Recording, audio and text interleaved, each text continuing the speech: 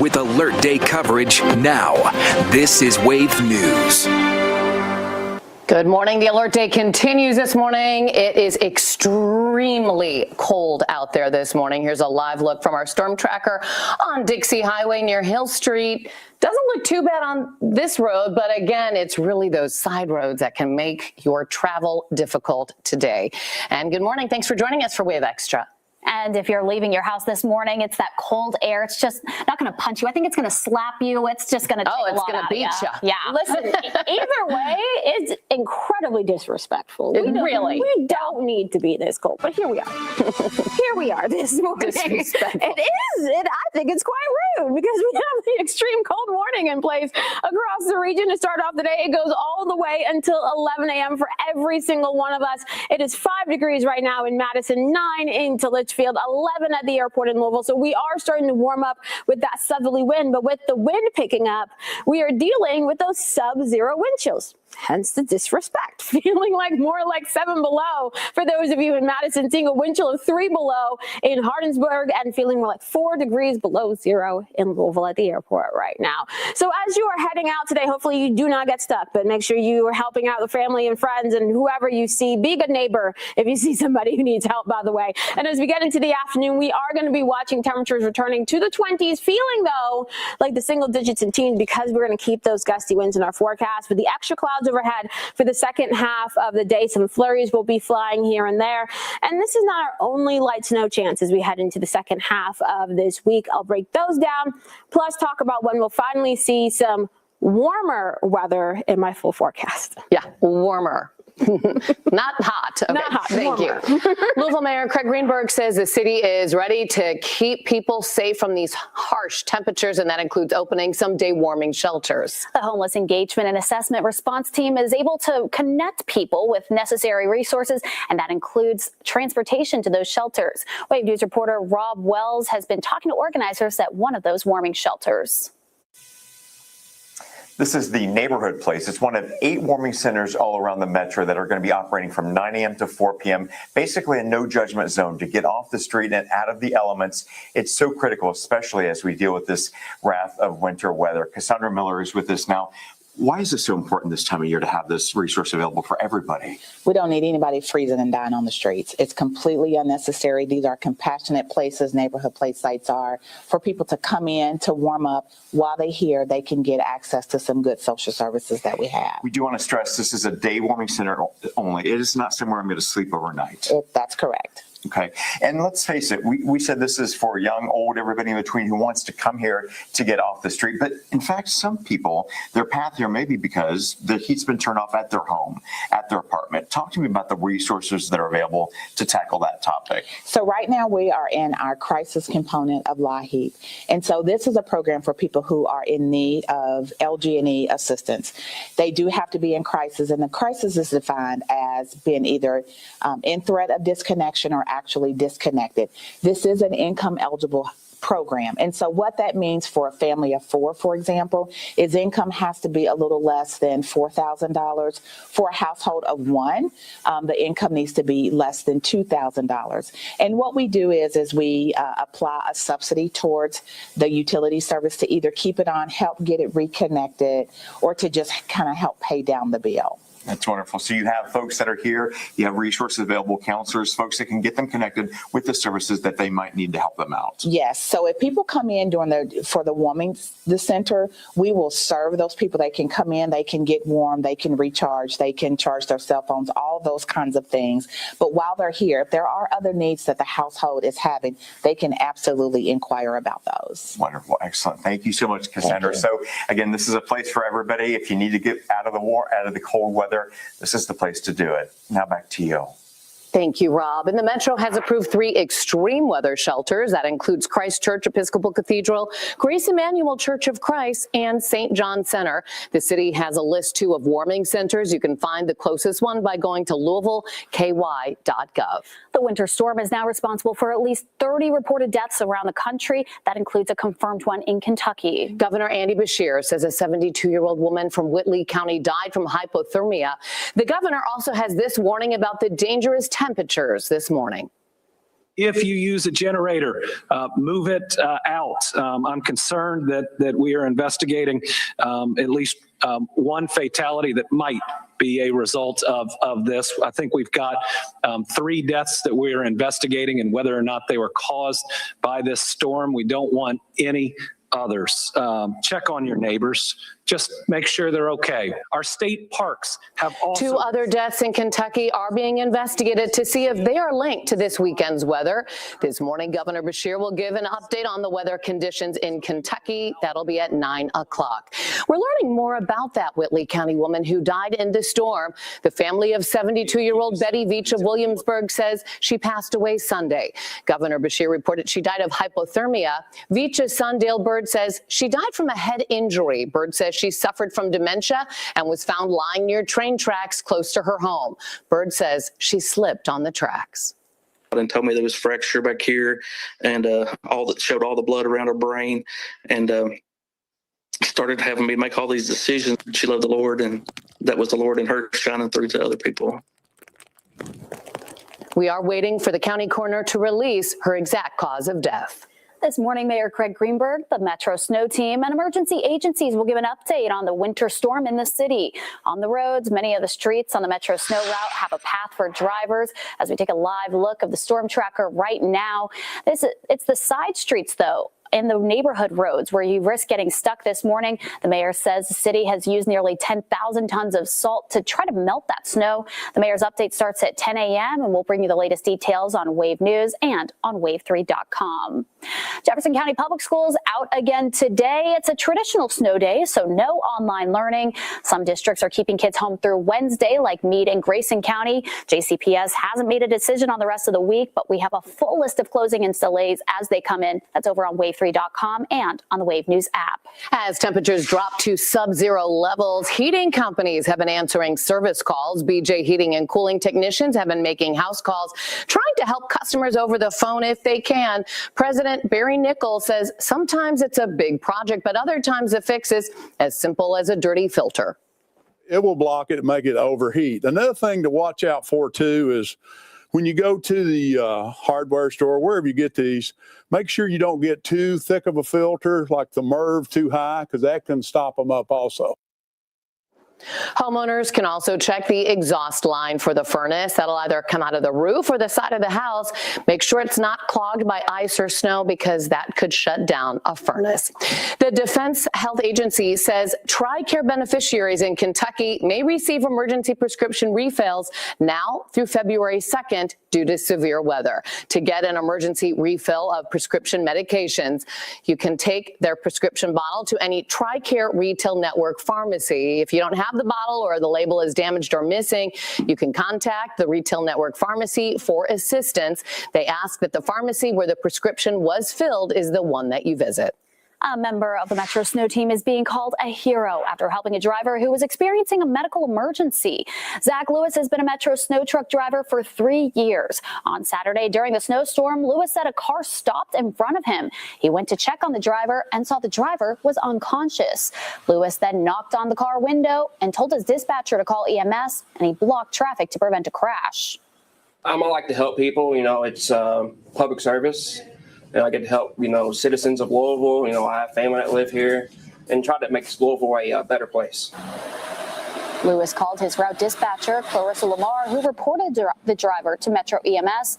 EMS crews showed up about 10 minutes later. Lamar says it's all about timing in an emergency situation like this.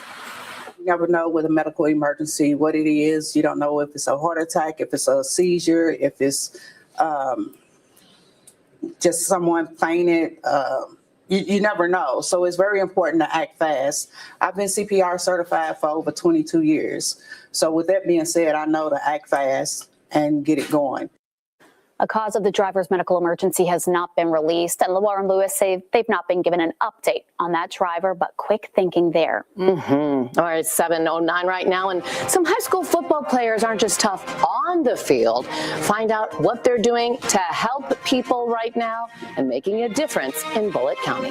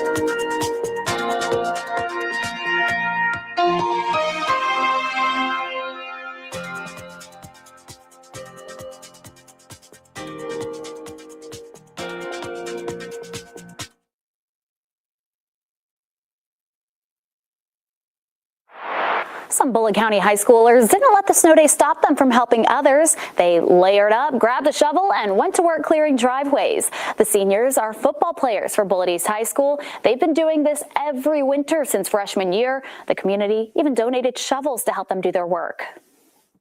And sitting home comfortable just isn't in our DNA. You know, if it's not uncomfortable, it's not worth it. Anything that's worth anything is hard to do. And sitting at home and playing video games at all is really easy, which in turn means it's not worth anything. So if we can come out here and, you know, make something, you know, of our lives, then, you know, we're going to do that every single chance we get.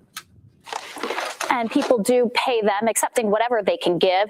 The teens say they plan to put that money into high-yield savings accounts to help with finances as they head off to college. But they have great futures ahead of them if they're already doing that in high school. So selfless. So, and the way he said, we could sit around playing video games, but no. We're going to help people. I love that. Yeah, but yes. Yeah, being inside and playing video games after you do that, that is a good reward, I think. True. Yeah, I think that's what they deserve. Anybody heading outside today, bundle up. You saw how those kids were just layered up from head to toe. Yeah, do the same for yourself. Temperatures warming up across the region. We're in the single digits and the low teens. 11 degrees now in Louisville, up to 7 in Madison, 10 degrees now in Hardinsburg. So the southerly wind is helping to warm up your actual temperatures.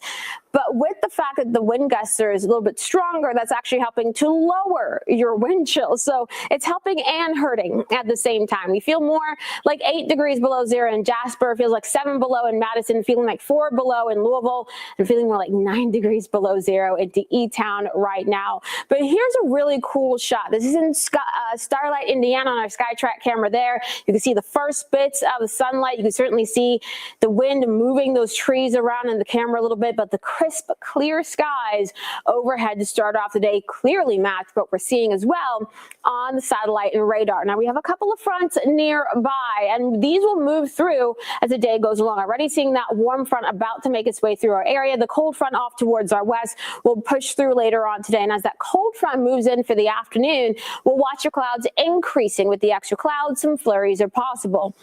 With that warm front also moving through right now, we are starting to see more of these wind gusts near 20 miles per hour, and 20 to 30 mile per hour gusts certainly will be more likely through the late morning and into the afternoon. So that is why, even though your actual temperatures will climb into the 20s for later on today, we're going to feel more like the single digits in the low teens. So just keep all of that in mind as you're planning ahead, especially once we head into tonight too, because we have the cold weather advisory in place for those of you along and north of I-64 for your Wednesday morning. This will come along with those clouds clearing back out overnight and temperatures dropping to near zero in many spots. Keep in mind, though, for those of you in southern Indiana, for those of you north of I-64, where you have more of that snow on the ground, you have a better chance to see sub-zero temperatures to start off your Wednesday. With the clear skies overnight, early tomorrow morning, we'll also see that potential for some areas of fog. With the fog comes potential for some flurries, and of course we're so cold, so it'll be freezing fog. So both of those things could cause issues for your Wednesday morning commute. Once again, the Wednesday afternoon, a mix of sun and clouds, and then we'll add in more clouds for Wednesday night to Thursday as we see some more light snow showers and flurries in our forecast. Then some of those light snow showers remain possible through portions of your Friday and Saturday as well, with temperatures in the teens and low 20s through that time frame, and morning temperatures near or below zero for many of us as we head into later on this week. Once we get into next week, this is when that warming trend begins. And by next Thursday, a lot of us will finally see highs back into the mid to upper 30s. And we'll even see those pretty balmy lows in the 20s coming back our way, Shannon. Finally, thank you. And as we brace for more days with frigid cold temperatures, groups in Louisville are coming together to provide hot meals for those who are homeless. Wave News reporter Fernando Garcia Francescini shares why community leaders say there's such a big need for help. We were at the Hope Village as meals were being delivered to those in need, and it's all thanks to people in the community coming together even when the roads aren't great and the cold isn't letting up. The Hope Village is a nonprofit that creates and operates transitional housing communities to help people experiencing homelessness. Through their partnership with Feed Louisville, they also provide hot meals to those in need. We actually were able to visit the Feed Louisville kitchen on Monday and see the work that happens behind the scenes to get food to people who need it. Even though they were working with a smaller crew than usual, the executive director says staying closed on Monday was not an option. She says way too many people in Louisville rely on their services. People who are living unhoused just simply don't have access to food. They cannot prepare food. They cannot store food. So this ability to get food to them on a daily basis directly to where they are is really critical. Kamara points out some emergency kitchens shut down during and after a winter storm, which is why the community relies on them and outreach groups to get the food out. Both Feed Louisville and the Hope Village are looking for donations and volunteers. If you want to help out, you can find more information with this story on wave3.com. Fernando Garcia Francescini, Wave News.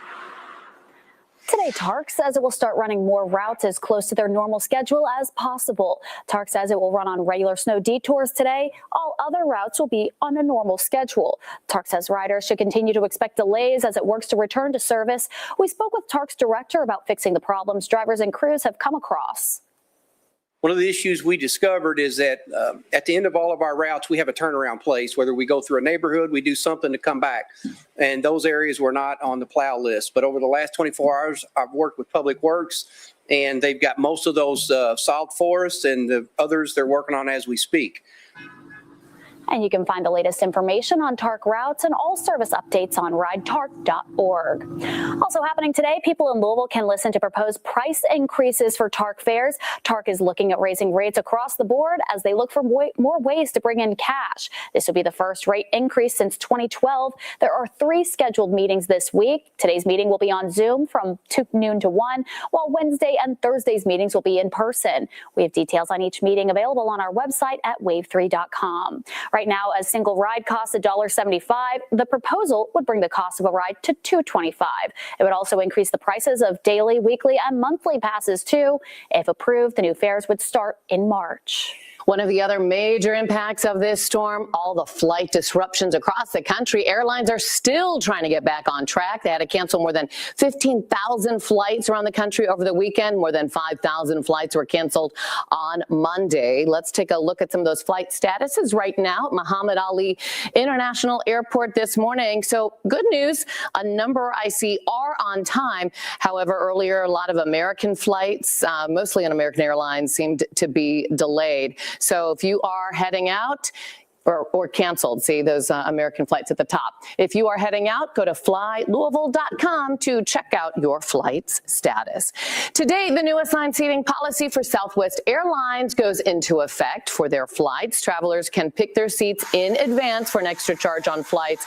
Purchase options include the ability to select seats with extra legroom. This is a change for the airline. They used to just let passengers choose any open seat once they got on board, which I kind of liked, but we'll see how it works. Too. I'm flying Southwest in a few weeks, so I'll let you know. Okay. The Winter Olympics, less than 2 weeks away. Up next, we'll show you a sport that's making its debut on the Winter Olympic stage. Coming up.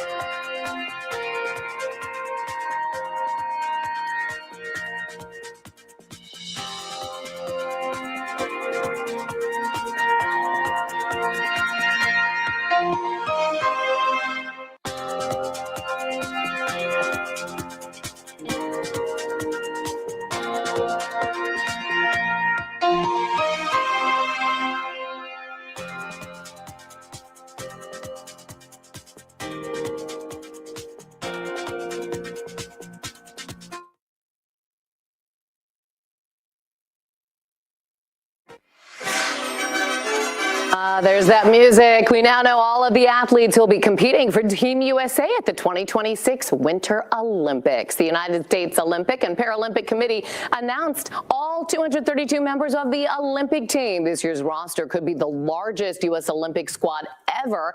It's made up of 98 athletes who have previously competed in the Olympics, including Nicholas Gepper from Lawrenceburg, Indiana. There are 33 returning Olympic medalists and 18 Olympians who won a combined 22 gold medals. And a new Olympic sport will debut at the Milan Cortina Games this year. It's called ski mountaineering.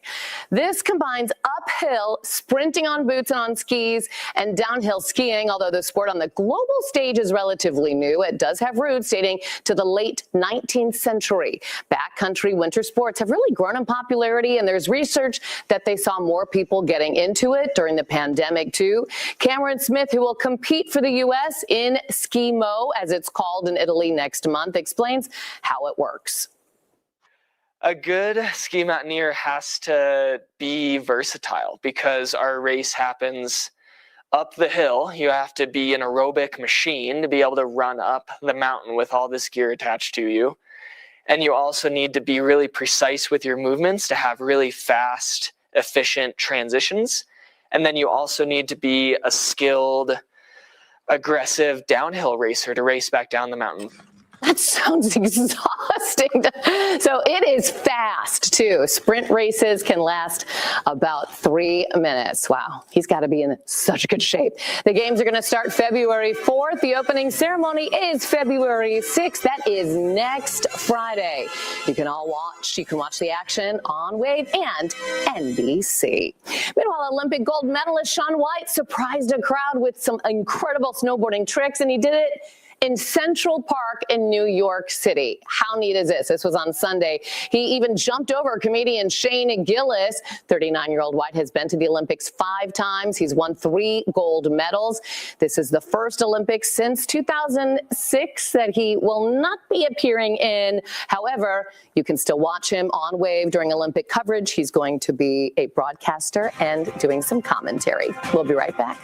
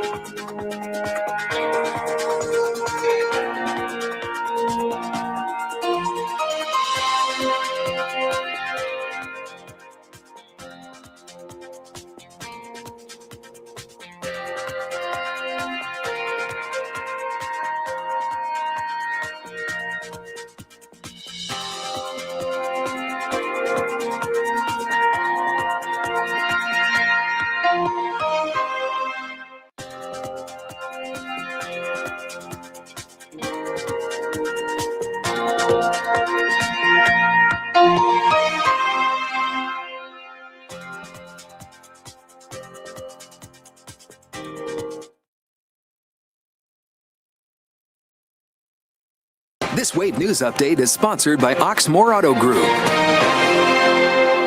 Good morning. I'm Shannon Cogan at 7:26, and Mayor Craig Greenberg, the Louisville Metro Snow Team, and emergency agencies will give an update on the winter storm in the city this morning. A lot of the streets on the Metro Snow Route do have a path for drivers, but it's the side streets, the neighborhood roads, where you might risk getting stuck. The mayor says the city has used nearly 10,000 tons of salt to try to melt the snow. The update again starts at 10, and we'll bring the latest details on Wave News and wave3.com. And here is Tawana, and it is a really cold start. Yeah, we are certainly dealing with those single-digit and low teens across the region for your actual temperatures because we have that southerly wind actually helping to warm us up right now. However, that same wind is driving our wind chills below zero in so many spots. We're seeing a wind chill of 4 below in Louisville, 8 below into Jasper this morning. So keep that in mind. You really want to dress for the wind chills. And while it is incredibly cold out there, at least it looks beautiful. This is the view in Starlight, Indiana, as we have that sun coming up. The camera being shaken just a bit, though, as we're dealing with some wind gusts near 20 to 25 miles per hour. While we're starting off today with clear skies right now, we're going to add in some extra clouds this afternoon. Some flurries may come along with those clouds, by the way. Your wind gusts between that 20 to 30 mile per hour range as we head into the afternoon, and then we'll see some more of those wind chills in the single digits and teens this afternoon. Actual highs in the 20s. Rob? So I want to thank you so much. 264 East, the ramp to Bardstown Road, still a massive tie-up out there after a two-car crash earlier this morning. Take a look at this. You just see a sea of the lights out there. You see the emergency responders off to the side there. They're dealing with the weather conditions. Still a lot of snow and sleet on the roadways out there. So be careful. This is 264 at Bardstown Road. Make it a great morning. We'll see you in 25 minutes.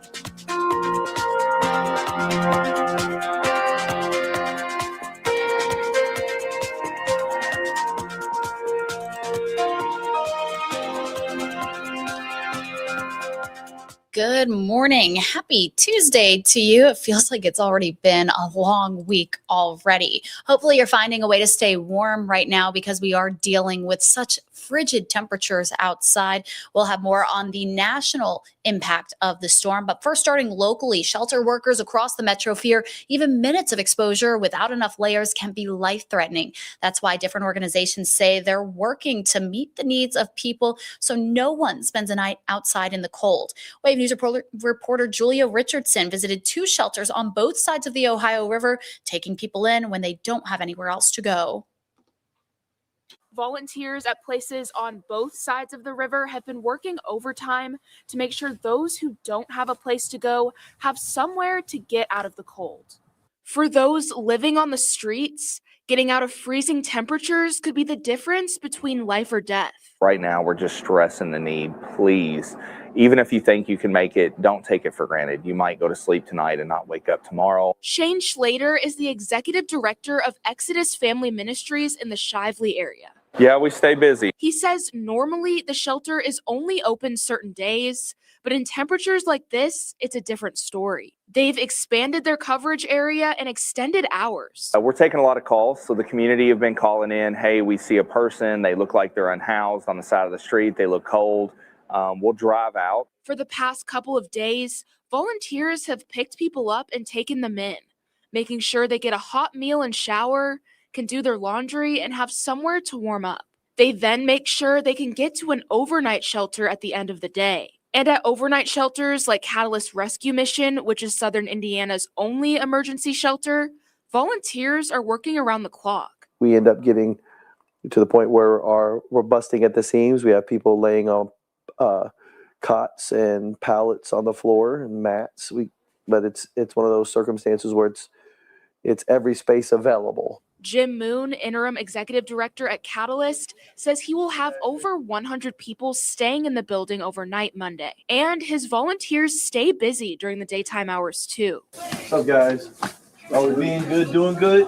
We're also a warming center. So if someone just wants to stop in and warm up, get a hot coffee or a snack, we can provide those things too. So we also do stuff like laundry and help them with if they need extra clothes. But at both Exodus and Catalyst, none of these services could happen without dedicated volunteers. We had some of our volunteers that were off work because of the road conditions.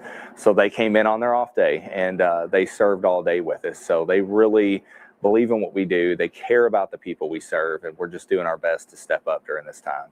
And if you need any more information about Exodus, Catalyst, or any other resources during this freezing weather, go over to our website, wave3.com. Julia Richardson, Wave News. And long before the weekend snow started falling, Metro leaders added 23 new snow routes to the city's list. That ensures free movement on key roads, but some drivers are still frustrated that plows rarely come through their neighborhoods. For others, the plows did their jobs, but they have to contend with the wall of snow left behind. Some commuters got stuck in their cars, waiting for kind-hearted neighbors to dig them out. I've been out here for an hour and a half trying to get out and still can't get out. I just said, forget it, and back in here, because, like, what am I going to do? I don't know what to do. Well, that's the point about driving a Dodge Ram 1500. It got a four-wheel drive. Last year, I walked right over the snow and ice last year, so I'm hoping I can do the same thing this year, too. And four-wheel drive will be the key difference maker as you're heading out. Might be stuck in your car for a while if you don't have it. Mayor Greenberg says 10 additional contract trucks were brought in before the storm. They'll stay on another 24 hours to help with extra cleanup. And when it comes to plowing the roads, the Metro is asking private contractors to not push that snow into the city-maintained roadways. City leaders say it creates hazards for the snow team, and it makes it harder for them to maintain clear and safe roads. Meanwhile, the Salvation Army remains committed to serving throughout this period of extreme cold, supporting communities for as long as they need to. The Salvation Army continues to expand warming shelters and sheltering operations, with there now being one in Louisville, Bowling Green, Hopkinsville, Madisonville, Henderson, and Ashland. In addition to sheltering, the Salvation Army mobile kitchen units remain staged and ready to give hot meals, drinks, and essential supplies as needs continue to evolve. Through Sunday in Kentucky and Tennessee, they've sheltered more than 280 people, provided 994 meals, distributed over 1,000 drinks, 82 blankets, and they have made 69 care contacts. 5 duck hunters continue to recover after they were rescued when their boat was found frozen in a river in Du Bois County, Indiana. Conservation officers responded to a call for help on the White River on Saturday just before noon and rescued hunters after their boat froze into the White River near Hayesville. Officers deployed an airboat for the rescue in 12-degree snowy weather and the river nearly frozen bank to bank, but they were able to reach those hunters and brought them safely to shore. Such a scary moment. Imagine being stranded out there. But sometimes heroes come in the smallest packages. In Warren County, Kentucky, a first grader is being recognized after helping save his family from a house fire. Micah Henson shows us how one young boy's instincts made all the difference. Most first graders spend their New Year's Day playing with toys. But for Natcher Elementary student Bryson, it became the day he saved his family. When I was making my bed, I heard like a cracking noise. And it was a fire. We had to knock on all of our neighbors' doors. And then we had to call the firefighters. The fire was hidden inside the wall of his family's home. At first, Bryson wasn't sure what he was hearing until he touched the wall. After I made my bed, I went past there. I touched the wall. It was hot and hurting my hands. That's when he ran to tell his parents, giving them just enough time to get everyone out safely. I told my dad first. Then he called my mom. Then we went downstairs. His mom, Heather, says the fire was already spreading inside the walls, and without Bryson, the outcome could have been much worse. As you were going up the stairs, you could feel it getting hotter and hotter, and then you could hear the crackling in the wall by his room. So we ran and got everybody out of the house, and then we started banging on the neighbor's door, trying to get everybody else out of the building. Firefighters say Bryson did exactly what he should, and even surprised him with a fire hat and a stuffed animal. And thanks to Bryson being brave and being ready to help, he was able to make sure his family knew to get out and be safe, and they were able to call the fire department, and it was my guys who came in and put the fire out. But for his mom, the biggest reward isn't something you can put on a shelf. I'm so glad. He's my hero. And I don't know what I'd do if you wouldn't have done that for us. I'm so proud of you. A first grader, a fast decision, and a family that made it out safely, thanks to its one very brave little hero. Very brave and very smart. Big thing that Bryson did there for his family. We're going to take a quick break. We'll be right back with more on how the winter storm has impacted other parts of the country coming up in just 2 minutes.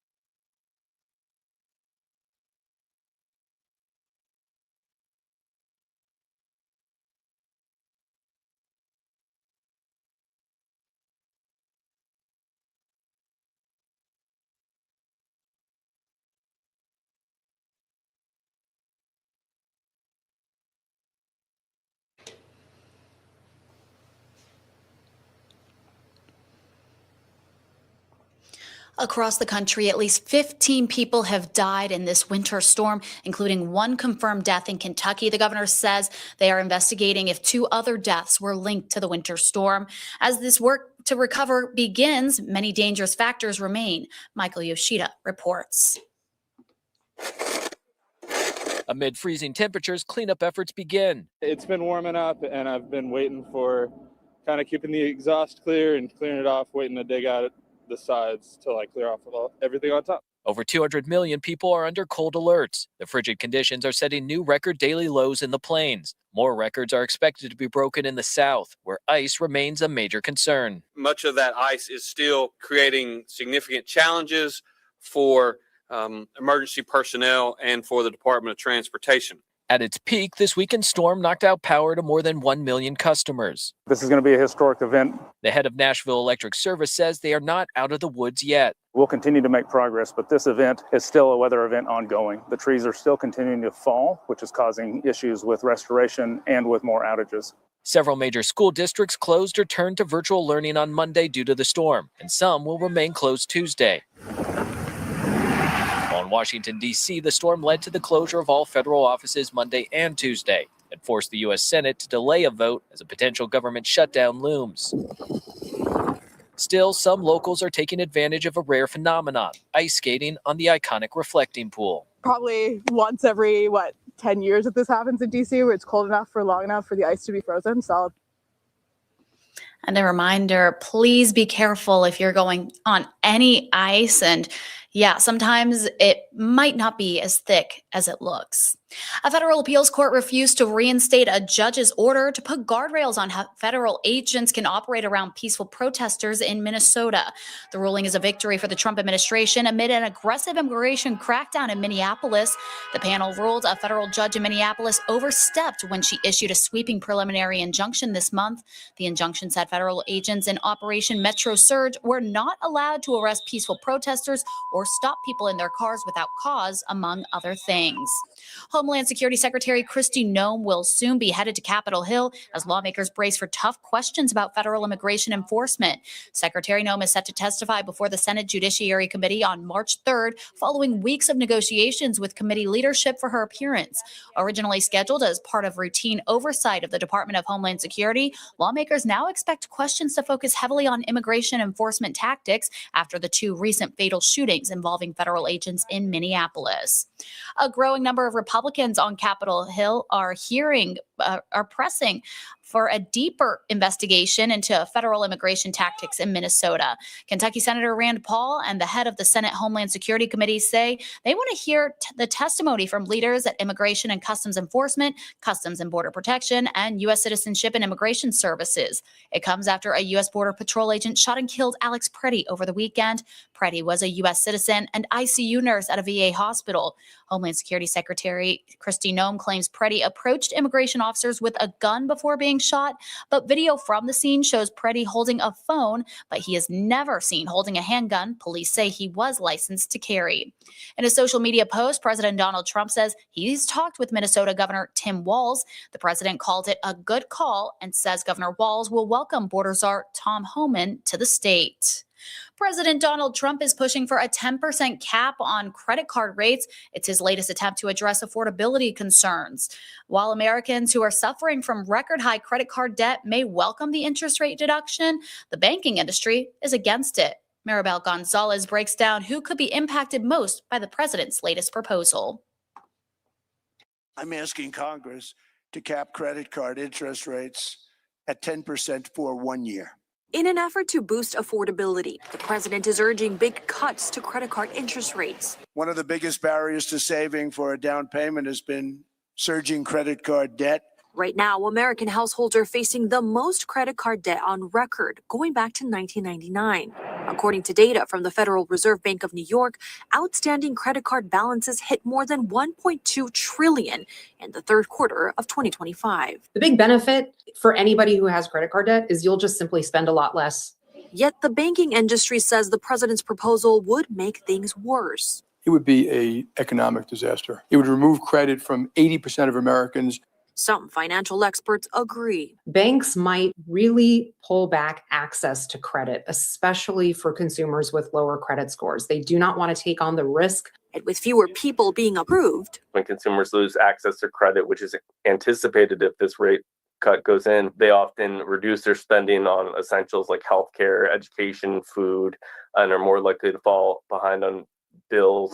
The average interest rate on credit cards is just under 20%, though according to Bankrate, some rates are much higher. Why? There is no physical asset, no house, no car that the bank can take from you if you fail to make payments on your loan. And so that presents a higher risk for lenders. I'm Maribel Gonzalez reporting.